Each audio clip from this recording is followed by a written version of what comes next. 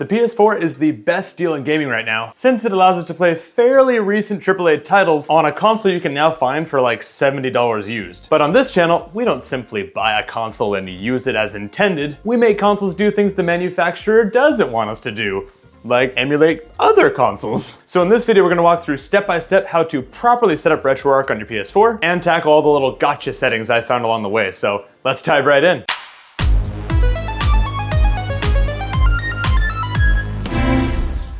Real quick, if you're new here, hey, I'm Coulter. On this channel, we cover retro handhelds, console modding, PC builds, and just general tech jankery. So if that sounds like you, be sure to subscribe down below so you don't miss future videos. All right, so step one, let's go ahead and activate the exploit of your PS4. Now, depending on your firmware, you have a variety of options on how to exploit your PS4. Hopefully you're not on that super new one that isn't quite exploitable yet, if I'm remembering right. But for most of you, you should be able to have an option like I mentioned in my How to Jailbreak Your PS4 in 2026 video, such as the Web plus USB exploit I described in that video for my particular PS4, which is running on firmware 9.0. However, in this video, thanks to a recent tip from a fellow in the Discord, by the way, join the channel Discord if you want to connect with me and the community we're growing here, I found out that you can just use this URL here to successfully exploit a PS4 with 9.0 firmware without the USB. It's just a web exploit, which is awesome. And so whatever your exploit method, once you're exploited and you have Goldhen running, we'll then head on over to the homebrew store for PS4. And again, if you don't have that, I covered how to install that in more detail in the How to Jailbreak Your PS4 video, so go ahead and hop over there for those steps, then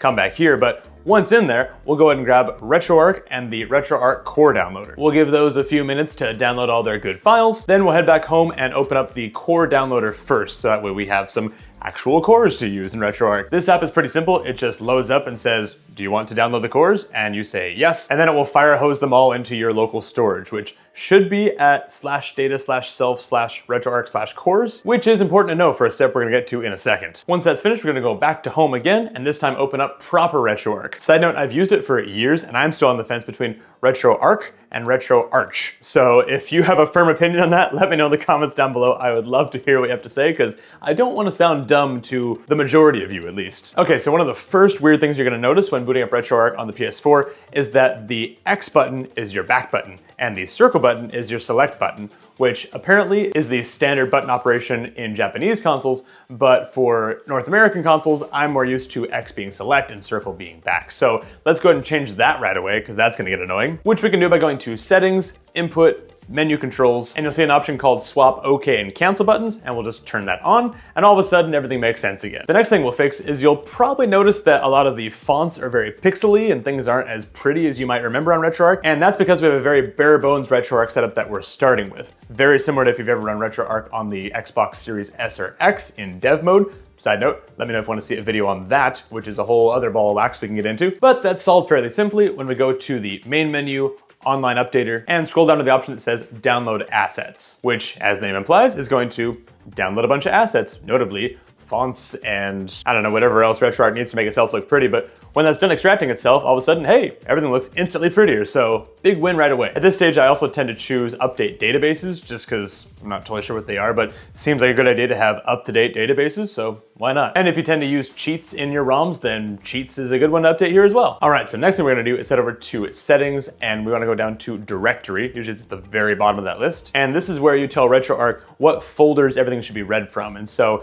if you're a power user, say you want to plug in a USB drive and you want all of your configs and ROMs and saves and states, maybe some overlays, all to be fed off of the USB, while the rest of the files are left on the internal drive of the PS4, you can totally map those separately and point some to your USB and some to your internal drive. That's all done from this screen. But the main thing we came here for is to scroll on down to cores. And like I mentioned earlier, want to make sure that's pointing to wherever the RetroArch core downloader put all those core files. And so, like I said, it should be at /data/self/retroarch/cores. But when in doubt, maybe just do a fresh Google on, hey, the year is X, where does RetroArch core downloader put these files now? But with that out of the way, we've made a ton of progress, and technically this is a fairly usable system, but there are a few more settings I like to do just to really polish up the RetroArch experience on PS4. And so the next thing we're gonna do is go to Settings, Drivers, Menu, and you have a few options there, but the one I like to choose is XMB, XMB, which if you don't know, the XMB menu driver basically makes RetroArch look like a PS3, which is wonderful,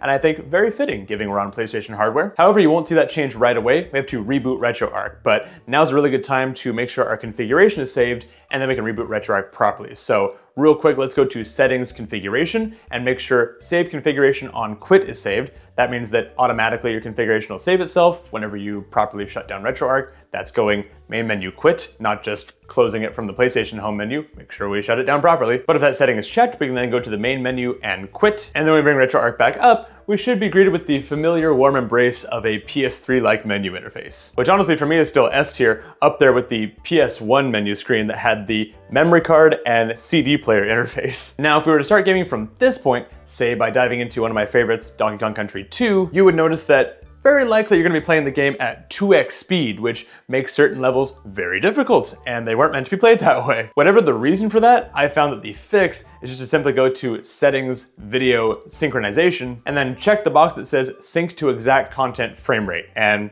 then you're good to go. So if it works, I guess. And the last thing I like to do in the RetroArch settings is just to hide menu items that we don't necessarily need. Menu options like images, music, video, like some people may use it for that, but I just use it for my game playlist. And so we can turn those off by going to Settings, User Interface, Views, and then just unchecking any menu options you don't want to see. But now it is finally time to add some games to this thing. You can add games in a variety of ways. You can connect your PS4 via FTP by going into the Goldhand settings and turning on its FTP server, and then just copying your ROMs directly to the PS4 from your Windows or Mac. Or you can just toss some ROMs onto a USB stick, plug it into the PS4, and then use a tool like Explorer PS4 2.0 to copy that folder onto the internal hard drive. Or like I said earlier, you can just play the ROMs directly off a USB stick if you want to. As for getting those games to show up in RetroArch, you have a few options.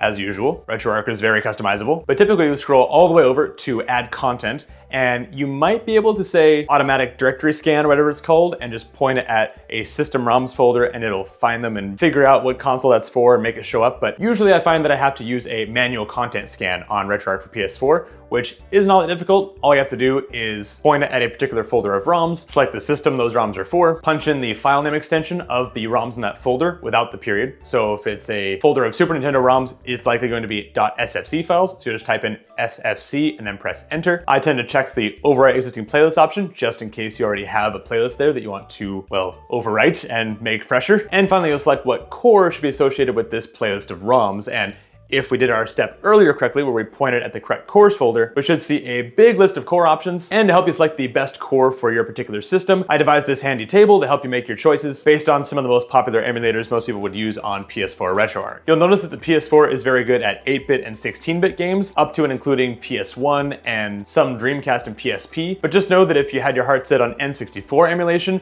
that's probably gonna chug a bit, and that's about where it caps out. But if you missed my video where I installed full-on CachyOS Linux in this thing, once you're booted into an entirely different operating system on the PS4, you can actually unlock some wild emulation like full-on Steam gaming, and GameCube ran pretty well on it. So check out that video if you missed it as well after you're done finishing up these steps. So you'll do that custom scan for each of your ROM folders, and then once you're done, you can back out and you should have some very pleasant looking icons for each of your consoles and your list of ROMs within each one.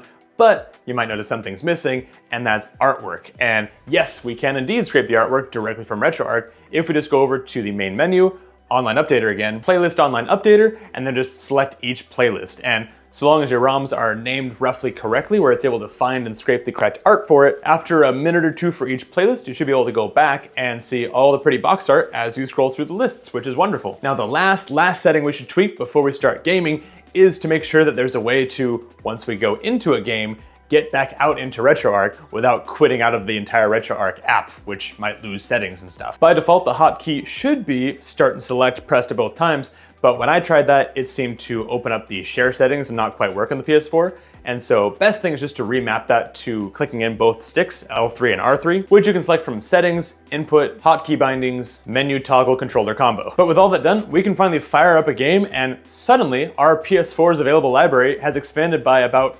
40,000 titles, which is insane. And that should keep us plenty busy while we wait for newer hardware to hopefully become a bit more affordable for us. Looking at you, Steam Machine, Xbox Helix, and PS6. If you made it this far in the video, be sure to drop a controller emoji in the comments so I know to keep making guide-style videos like this. And like I mentioned, you'll probably also enjoy the video where I installed full-on CashOS Linux on the PS4 to unlock a wide variety of games on it. Check out the Patreon and Discord down below to connect with me and the channel. Thanks so much for watching, and I'll see you guys in the next one.